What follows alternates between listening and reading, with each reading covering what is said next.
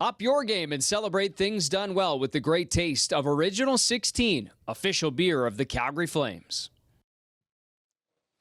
All right, welcome inside our Flames TV Live post-game show. It's brought to you by Original 16. The stats are fresh, and so too is the win as the Calgary Flames are victorious, and they do it by weathering out a very tight-checking, scoreless game into the third period, find a way to get that one goal they needed. And Daniil Miramanov, he came off in the second intermission, and he said, it's that next goal. Next goal wins, and it turned out to be exactly that case, and it turned out to be off his stick, no less. Brendan Parker alongside Ryan Dittrick. What did you see here tonight, Dietz, as you look at a pretty comprehensive 2-0 victory here from the home side? Well, what I saw was the Flames TV bump back in action. So yeah, every time a guy makes an appearance, they have a big performance. Clearly, there's something to it. But love it. This game had a little bit of everything for the Calgary Flames. And first off, credit to the Nashville Predators, because they're the ones that sort of made this a bit of a grinder for the Flames to have to fight through. It wasn't easy for them to generate offense, but it's a sign of what the Flames have been this year. They've had to fight through games and stick with it over the course of 60 minutes, even if it isn't coming in easy. And this is a case where you need a hero in that third period. They got it in the form of Miramanov and then the empty netter by Blake Coleman, but Dustin Wolf, that's when the push came from the Nashville Predators, and first career shutout material from Dustin Wolf tonight, pretty special. Yeah, outstanding, because it was, earlier this week, we're sitting here at this very desk talking about a victory, and that's all that Dustin Wolf cared about, obviously, but knowing that he was 228 away from that first career shutout, and tonight, they had some looks late, but he gets it done, and 29 saves to complete that shutout this time around. Yeah, and not an easy night for him either. The volume, like you said, 29, not insane, but there was a lot of quality, especially in the front half of that game and down the stretch too, and the Flames were sort of nursing that 1-0 lead. And that's the sign of what we've seen from Dustin Wolf this year. Early in the game, especially in that first period, a couple of real showstoppers where he showed off some of that athleticism that we've been talking about, and he's garnered comparisons to UC Saros in over the past few years. He kept him in the game all night, and getting rewarded right now with the first star interview on Sportsnet. It's pretty good stuff. Well, and you have to love the ovation. We're sitting here in between the two dressing rooms, just outside the Flames tunnel. Obviously, the guys are fired up as they always are, and you can see them just over your shoulder there, Dietz, and behind. And you listen to the stars, and this building was raucous tonight for a game that didn't have a lot of offense. The building was charged up, and then the salute that this fan base just gave Dustin Wolf as he was named first star. I thought that was pretty cool here just moments ago. Yeah, it was fantastic. You said it. This building, there was a lot of juice in that third period especially. Yeah. This felt not a Saturday night, but Friday night just the same. There was a lot of energy out there. And you know what? This felt kind of like the culmination of what Flames fans have been waiting for over the past couple of years. They know that this guy back there has kind of been developing, ripening into the player they expect him to be. Yeah. He's come in. He's been one of the best goalies in the NHL this year. He and Dan Vladar lead the NHL in 5-on-5 save percentage. Yeah. You add that all up, he finally gets the payoff tonight, and this is what it's all about. Well, and then look at the last two nights, and there was some, pretty grade A type scoring chances over the past his two starts, past two games in this building. He's turned aside 56 to 57 shots, and it's not for a lack of chances on the opposite side. So good for him, good for the Calgary Flames, and more importantly, they get the victory here tonight as well. Let's take a look before we'll get some feedback here from inside the Flames locker room in just a moment. Let's get you caught up on how it looked here tonight. The highlight pack will be shorter this evening, and that's due to the fact that there's only the two goals and only the one that came with an opposition goaltender in the net, and it was this one. Late stages of this hockey game in the third period on what we think is a design face-off play, executed perfectly. The two defensemen connect, Mackenzie Weegar and Daniil Miramanov. Yeah, especially from that angle, Brendan, you really get a sense that this was something of a set play, but it doesn't happen without a clean win from Nazem Kadri. That allows Mackenzie Weegar to step into it, and as soon as that face-off is won, Daniil Miramanov takes off down that seam. He did that so well last year when he was first acquired from the Golden Knights. It's been a little bit harder to generate some of the offense for him this year, but that's a good sign. A little bit of confidence and a perfect shot. Yeah, no question about it. And Miramanov capitalizes a perfect shot. And then Blake Coleman, the king of the empty nets. I think we counted him up here just moments ago. That's 9 yawning cages in the past 2 seasons. So I guess 82 plus, 18 games in. So he's... first of all, you got to be on the ice in those situations, which that line often is, and Blake Coleman's leading the charge there. Great active stick in the neutral zone to bat that down, and he'll take that unassisted marker any day, right? I'm having trouble keeping track of the nicknames. Pickles, the human Zamboni, human king Zamboni. of the empty nets. Yeah. Colsey, as we call him. Colsey, yeah, it's all over the place. But you're right. He's King got of to the be. empty nets is the toughest one. I think that one doesn't roll off the tongue. It's got a very few well, words to it yeah, for sure. Yeah. But you're right. I mean, those goals don't happen unless you're being put on the ice in those situations to defend first, and that's what Blake Coleman did on that empty netter. Great knockdown to that backhand pass from Jonathan Marcia. So that's what kickstarts the offense. For sure. And second empty netter this season for Blake Coleman. He's got 4 on the year, and obviously crucial because of the timing of it, and it ends up sealing this game for the Calgary Flames. We'll get some reaction here just momentarily, but maybe before we go inside the room, we're going to get hopefully hear from Jonathan Huberdeau on the desk. But let's talk a little bit more about Wolfie. But as we discuss him, let's see some of the body of work here tonight, because I think when you go back through the 29 saves, especially early on, there was some 10 bellers, and there'll be some ones that we see here in this pack from Wolf, about 29 saves. But just the timing, and obviously when that push came, which we saw on a couple of fronts here throughout the course of the game, he was there to stand tall in the Flames net. You know, and we just saw it there quickly from the overhead. But again, this is a great look, too. This is a guy 6 feet tall. Size has been what he's been fighting his whole career, but he stands his ground. Top of the blue, pushing off, creating, his own space, which I think a goalie in that situation has to be good at. He learned from the best across the hall in UC Saros. But this one in particular, Gus Nyquist on the rebound, you absolutely love to see that. He has nothing to push off of in that situation, so that's all core strength to keep your toe on the puck there. Really impressive stuff, and really just a sign of what we saw all night from Dustin Wolf. Standing tall, challenging the shooters, smothering rebounds. It was about as tidy a performance as you can possibly get, certainly in a shutout, but regardless of how the goals went in tonight, he gave his team a chance. Well, and I think it's interesting because, it's easy to draw that comparison from across the ice, and we didn't know for sure if we'd get this matchup, and we see Wedgwood starts up in Edmonton last night, and then it looks like, UC Saros, Dustin Wolf, and for Wolf as a guy coming up, there's comparables across the league, and there aren't many of them. UC Saros is one of those guys because of their speed in the crease, and obviously their size. I think they have Dustin listed at 6 foot, and they have Saros listed at 5'11". 5'11", got the 1 inch. So the 1 inch, the 1 inch, the mythical inch. But honestly, and great stuff when you talk about just the head-to-head matchup tonight, and played out almost the way that you'd love to see it play out. Right? Hollywood scripted, honestly, because from the moment he was drafted, this is exactly the comparison that I think he told us in that media scrum that this is who he looked up to and kind of modeled his game after. And again, why are we even having that conversation about size anymore? I mean, the comparison, we're going to make it throughout the show here because we have to. He played on the other side tonight. UC Saros has been one of the best goalies in the NHL over the course of his career. He continues to be. It's Dustin Wolf's time to step in. This wasn't necessarily a head-to-head battle, but, for those of us in the media, it's a bit of a juicy storyline. And for your guy to come out on the top, it's pretty cool. Well, I'm sure he'll be asked about it at some point here in the post-game scrum. We'll hear from him in a minute. Let's first go inside, get our first reaction from tonight, and hear from the guy that set up the game-winning goal, and that is Mackenzie Weegar. 1 assist, and it's on the game winner. Well, what did you like most about that win tonight? That we just stuck with it. Obviously, we knew that they were on a back-to-back. It wasn't going to be easy. They're obviously going through some ups and downs as a team, so we knew they were going to come and grind one out. But I thought after that second period, obviously with the 5-on-3, I thought we came back and responded well in the third period and just stuck to our game. And your goaltending, he kind of stuck with it as well. Yeah, he's lights out right now. I'm happy for Wolfie. Obviously, big shout out for him. First one, many more to come for him for sure. It was a pretty good night for the undersized puck stoppers, wasn't it? Yeah, it was actually. Saros was kicking too, and Wolfie might be small, but he plays really big, so I'm happy for him. How about you to Miro? How did that go? Miro kind of manifested it, we had a TV timeout. There was a lot of whistles to start that third period. It was kind of tough to find a flow. We got some smelling salts out for the D back there, so we all took a little smelling salts, and Miro said he's going back door, Naz won it, and boom, just like that. And your coach had said something just about how he wanted more from the back end. I'm Yeah. sure that wasn't lost on you guys. Do you feel you kind of answered that challenge? Yeah, I think, especially with Miro and I think, 5-on-5 producing a little bit more, something that we've kind of talked about. We're playing solid.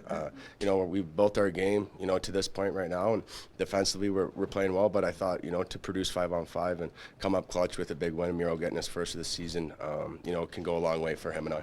How quickly after that 5-on-3 do you kind of think, okay, we got to figure out a way to get this one, or we're going to be kind of wondering about letting that get away? Yeah, it's good that we had an intermission pretty quick after that. I thought we kind of had to settle in and regroup. You could kind of tell we were a little frustrated, obviously. That's human nature. You want to come up clutch in those situations, and you want to produce, and especially when things aren't going so well in that area of the game, to come back in intermission and just kind of set in and forget about the power play and just go play our game and stick with, the Flames way. We've been playing great in the third period and just forget about that power play. So I thought we did that well. For Dustin, when he gets here, I mean, he's always trying to prove that he's like I'm not too short, whatever. Yeah. For you as a teammate, when did you see that, this guy can play? Right away. Right when I got here, he's quick in the net. He sees the puck well.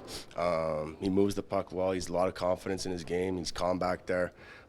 You knew that he was going to be an NHL goaltender at some time. I thought, they did a good job, kind of keeping him down in the minors, getting his confidence up, and obviously winning a ton down there does a lot for a goalie. So, right away, he's a hell of a goalie. He's a great teammate, great player, and we're lucky to have him. When he's making some of those saves, like the one in the second period on Stamkos comes to mind, how much of a spark does that provide the group? Yeah, it's huge. Kind of kills their momentum a bit. You got to come up clutch in, certain areas in the game, and when you make big saves like that on a big-time player, it goes a long way, I think, for the whole group and for, Wolfie too. Gets him in the game feeling great.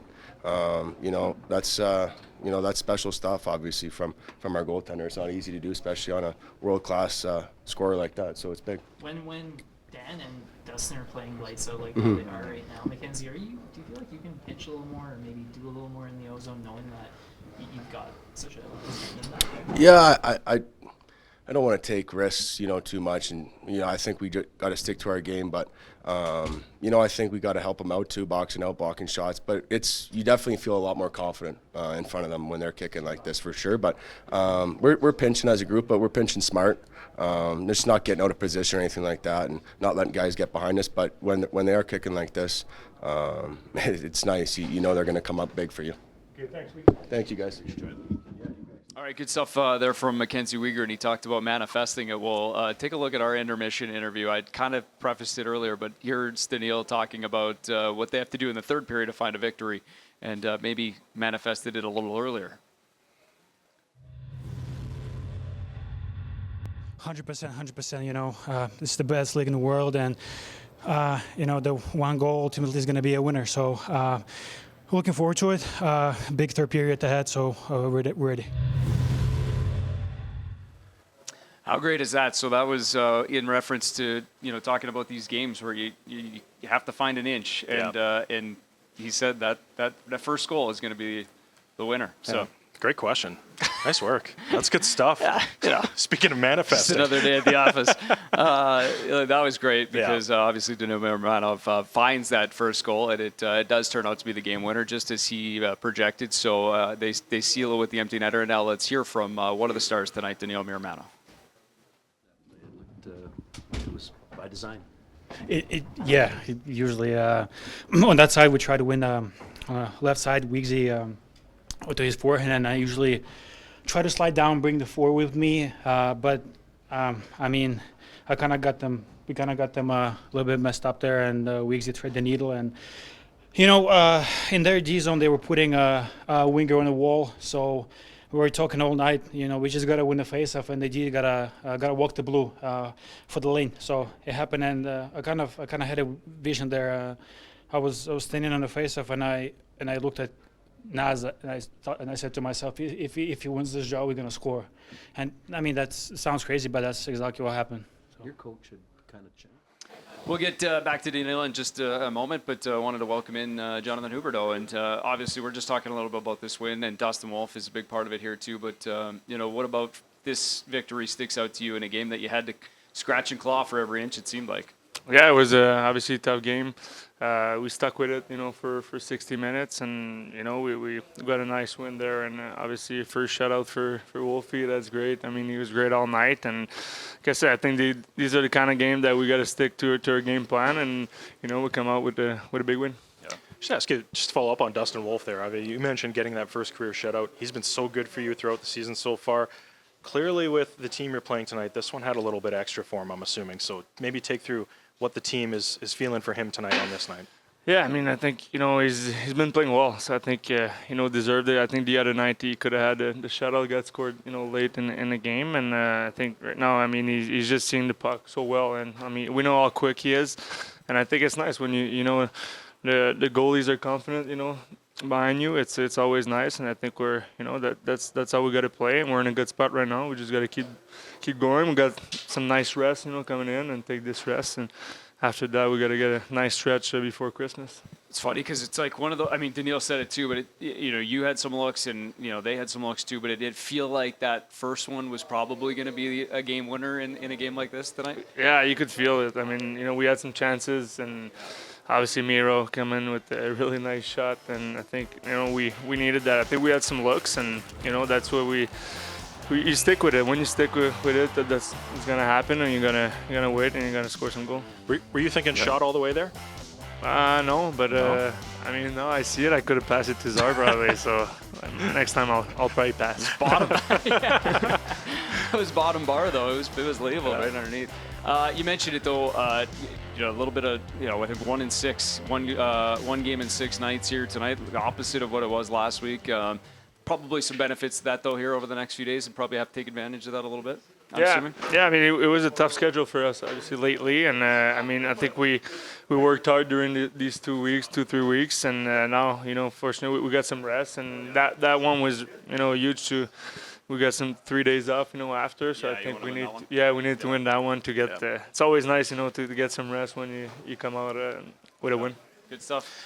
Well, we have Springsteen tomorrow. So you're getting your get up ready. I don't know what one wears to a Bruce Springsteen concert, but have you got that all laid out for you tomorrow? Yeah, rock and roll. I mean, ready to go. I think it's gonna be nice. I mean, a lot of guys are gonna go tomorrow, so try to enjoy it. I mean, we got it's a nice win, and we'll enjoy the next few days. And obviously, what better than having a Bruce Springsteen's concert? I like it.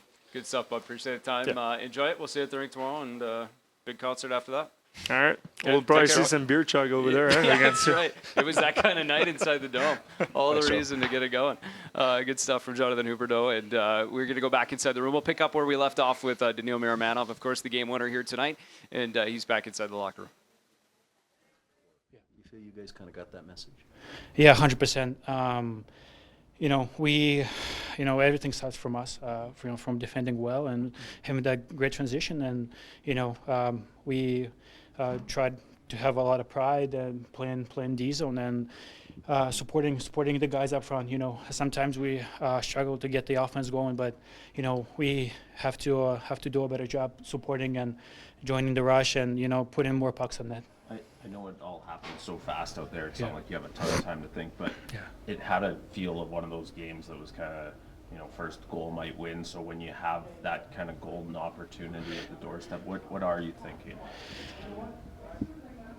Score.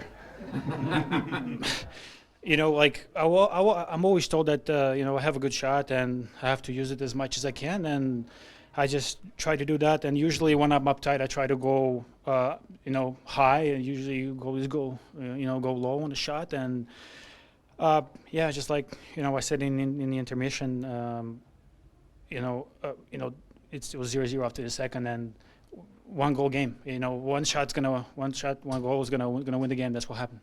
Mackenzie said that you guys had smelling salts as a group on the bench before. I don't, because it kills the brain cells. I don't.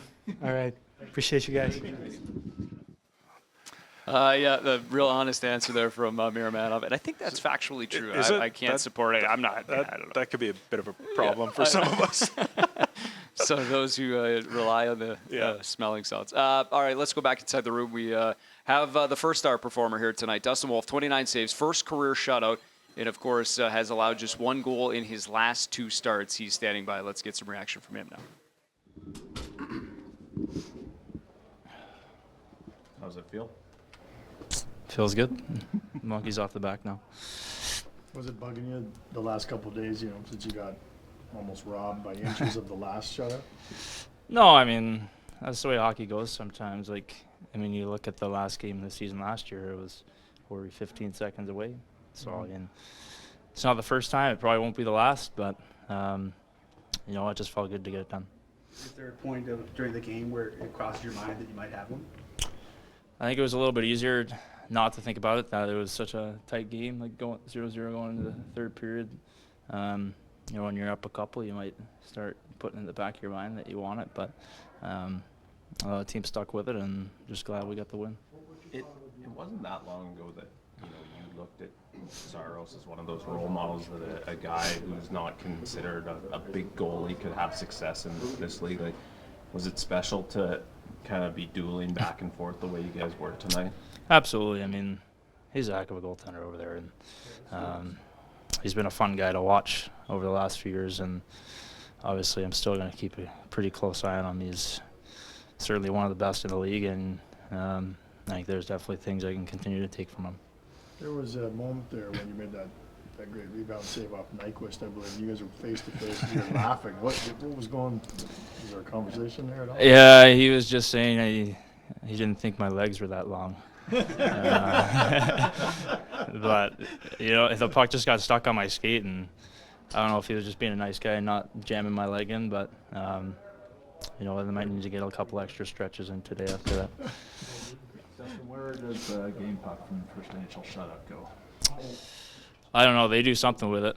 I'm sure I'll get it back at one point, but it'll go on the wall for sure. I think they put it in a plaque or a picture frame, and I have my first win puck at home, so I'll definitely be hanging those side by side.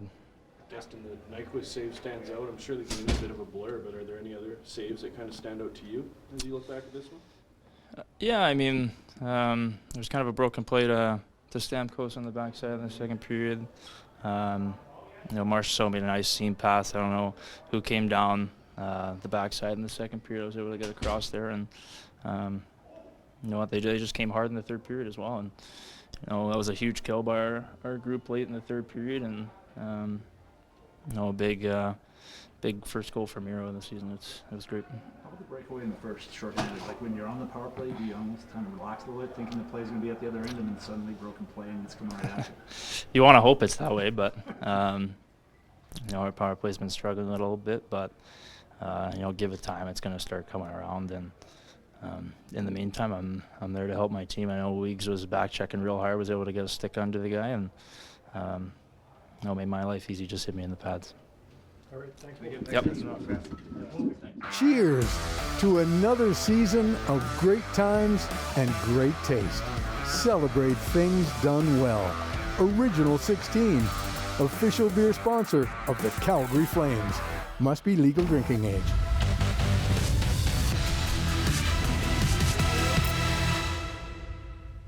A couple of crisp, cold Original 16s going down at the Scotiabank Saddledome tonight as we welcome you back in. Flames Post-Game Live brought to you by Original 16, and it was that kind of night inside the Scotiabank Saddledome. If you know, you know, and Jonathan Huberdeau knew as well. All right, let's go and get some reaction from the head coach now. He talked about, prior to tonight's game, about those complete efforts. That's something they need to see and something that he got here tonight. Let's hear from Ryan Huska now. So apparently not every goalie needs to be 6'5" to have success. He's we're over the moon happy for him. He was so close his last start, and for him to put in another great effort, it was nice to see him get rewarded with his first shutout. What, not just tonight, but kind of overall, what struck you about his play of late? When he is on, he seems to know, he beats the play a lot. So he's in position and he makes hard saves look relatively easy. And then it's the rebound control a lot of times. Like, he seems to know where he's putting them when he's on. But I think his biggest strength is how he reads the play. Like, he arrives a lot of times on his feet when most goaltenders would be sliding over to make a save. What'd you make of your group's performance tonight? I thought we were a tired group, to be quite honest with you, and I understand it, and I guess I'm more pleased with it. They found a way to stick with it and get a win. So a tough stretch for the power play at the end of the second period, but it's always about the response. The team could have went the total other way, but I thought they stuck together and they continued to grind out a third period and found a way to get a win, which was important for me. What do you think wasn't working on the 5-on-3? Everything. How you fix that or go about it? It's gonna come. Like, right now they're really struggling, and they all wanna do well, and sometimes everybody talks about squeezing the stick a little too tight, or you're trying things that just simplify the game. And when they start feeling better about their ability offensively, oftentimes it starts with 5-on-5 play for them, and then it carries over to the power play. But they'll get it going eventually. We need them to. We've talked lots about our team. We need special teams to be the difference for us. Power play was not tonight, but our penalty kill was. They had one in the third period that we needed to get done, and I thought we did an excellent job with that. So finding a way to get them both contributing will be important for us. Right. Mir Manov's a guy, like a lot of young defensemen, put up a lot of numbers at different levels, and obviously gets his first goal of the night or of the season tonight. But how have you seen his kind of overall play? Yeah, I think he's getting better over the last little while. Since there's been some consistency with him and Mackenzie, we've kept them together for the last number of games. I think early on, I just didn't think he had impact in the game. He was just kind of there. But now you're starting to see the way we expect him to play, where he's getting himself up in the play. He's using his body the proper way defensively. So I feel like his game is coming, and that's something that we were hoping for to start the year. What triggered that switch for you? You know, and I'm not sure. Sometimes when a player isn't playing all that well, they overthink it a little bit. So I think over the last little while, we've just worked on getting him to focus on the things that he's really good at and quit thinking, just go play. How did you think Zari looked down the middle tonight? It was a first game for him, and I thought the first period I thought there were some good things, and then at times I thought there was some challenges for the line when they were in their own zone. But I think he'll keep getting better there. Did we see an example of what, why Pospisil's more comfortable on the wing tonight? Sure seemed like he was. Yeah, especially early on. Like I thought he was our best player early on, where he was skating and using his speed. There was the one shift where he came all the way back, stripped a guy. He was deep in our zone, used his speed, and he ended up below the goal line at the other end. So that's what we need out of him. I think he had 4 shots after the first period, so he was involved tonight. So we talked about it yesterday, where you'd like to see him fit somewhere, but you don't want to lose who he is. And that's the balancing act we're kind of playing with right now. Coach, how important is it when you start, and he's not the only guy, but when a guy's going through it and maybe overthinking it a bit, how important is just a period like that to start to get the momentum going the other way? Real important. I mean, they want to be at their best all the time, and when they're not, they feel it. They go home just like I do after a loss, and they think about it, and some guys have a tendency to dwell on it. There's the best players have the ability to shift gears right away and move on to the next day. But they all want to do so well, and when they're not playing to their standards too, it's hard on them. So just refocusing and remembering what you do really well is important, and that'll help him get his game back on track like I thought we saw tonight. Mackenzie Weegar ends up with the assist on the game winner there, but maybe a thought on everything else he did tonight. He was credited with 4 takeaways, 4 blocked shots. He looked really good defensively as well. For me, the one that stands out in my head, like when I'll be driving home, like he stripped the guy later in the third period when it looked like they had some numbers coming the other way. He just kept working, and that's kind of what he's all about. So I thought he had a good night for us. We could just go back to Wolf. You were in the organization when late 7th round pick. Yeah. At what point did the excitement start growing in you that we may really have something here? I mean, well, that's a good question. I don't even really know the answer to it, because we knew all along what he was coming up. He was the best goalie in the CHL a couple of years running, and then when he came here, I think when you know he's going to start in the American League, you wonder what he's going to be like, and he continued to do the same thing. So I think when you saw him put in the performances in the American League like he was in junior, it starts you thinking for sure what this guy might be capable of, and now it's he's at the point where he's getting fairly regular starts with his partner, and he's playing very well. So I think he's taking full advantage of the opportunity that he's been given. All good? Okay. Have a good night, guys. All right, there's some post-game reaction from Ryan Huska here following tonight's hockey game, and the head coach ironing out a few things, and there he is, he's right there walking by, just on cue.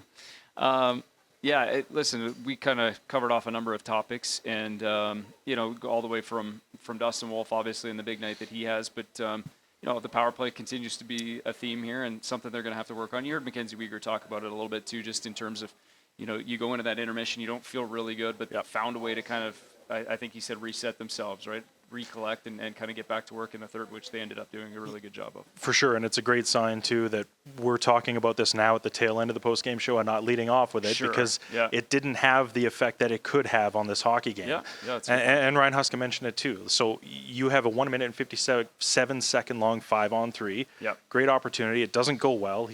We heard the coach say it right now. Everything went wrong with it. So things can kind of go one of two ways at that point. And it did at that point in the game feel like it could have been a bit of a turning point, but the Flames didn't let it become that. For sure. And when you have tired legs, and we talk about the schedule, and they're finally going to get a little bit of rest here, they could have let it slip away, but they didn't. They dug deep. They found a way to grind it out. They got that timely offense that we've talked about. So, over the course of a season, you're going to have nights like that where things can get away from you. The important thing is that you don't let it. And that's as much of a mental thing as it is physically for this team. So for them to be able to go out, get the results that they needed to tonight, I think bodes well for, hopefully, the confidence of this team moving forward. Yeah, well said. And we talk about the break, 1 game in 6 nights, and now this is kind of the home half of that schedule. Yeah. So play tonight, practice tomorrow, off day Sunday, practice Monday, and then back at it Tuesday, Thursday, and Saturday as well, I believe, to finish off this 4-game homestand. But as for tonight, as we put a wrap on it, it was a big victory, and they get contributions throughout the lineup. It was a tooth and nail type of hockey game. You had to fight for every inch, and the Flames found their way to get that extra one in the third period, and the only one with the opposition goaltender in the net, and it comes off the stick of Daniil Miramanov. The game winner, his first of the season, 29 saves and a first career shutout for Dustin Wolf on this night. He stopped 56 of his last 57 shots. He's been sensational on home ice. A little smile there with Gustav Nyquist as well. Next up for the Flames is Tuesday night, as we mentioned. It's the New York Islanders in town as this 4-game homestand continues. Thanks for watching Flames Postgame Live. It's brought to you by Original 16. We'll see you on Tuesday night.